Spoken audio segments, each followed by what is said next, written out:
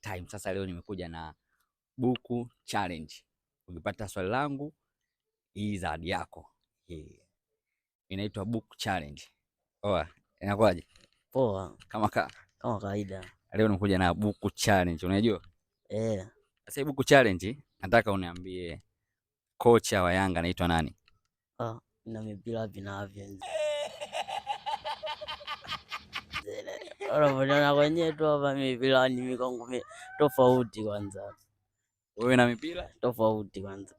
Pendi mpira? Mimi sipendi, labda niambie wachezaji kidogo naweza nikajua, ila so makocha mimi wapi na wapi na. Namba 10 kwa sasa hivi anaitwa nani klabu ya Yanga?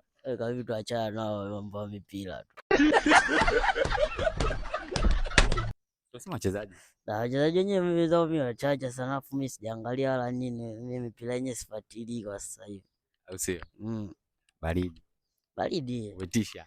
4-5.